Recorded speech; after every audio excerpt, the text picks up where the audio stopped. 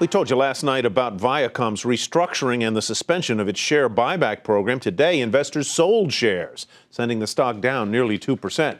But as Julia Boorstin tells us, Viacom is hardly alone in facing challenges as more and more TV viewers get their fix digitally.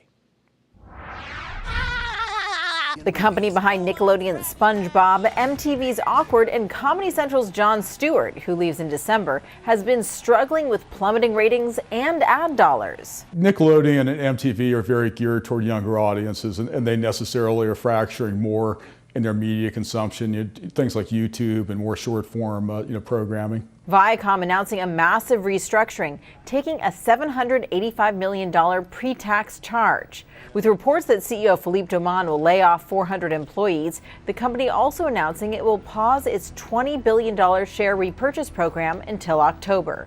Viacom struggling with the fact that the reruns its channels have relied on, including CSI, Community, and Entourage, are less appealing to viewers. In the first quarter, Comedy Central ratings were off 30%, MTV and Nickelodeon ratings both off 34% in their target demographic. And Viacom faces more competition than ever as the younger demographic that channels like MTV and Comedy Central target are questioning whether it's worth paying for the cable TV bundle.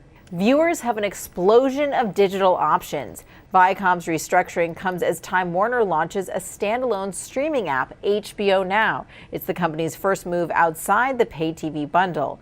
Plus, there's an infinite amount of niche content on YouTube, not to mention the slew of original new shows on Netflix, Amazon, and Hulu. The push to digital is really dictating, even more of a focus on programming and getting the dollars on the screen. So you really have to gut the costs that are not essential, the costs that you aren't seeing on the screen. Last fall, Dauman committed to increasing the amount of revenue Viacom earns from mobile and other platforms that aren't measured by Nielsen from 30% to 50%.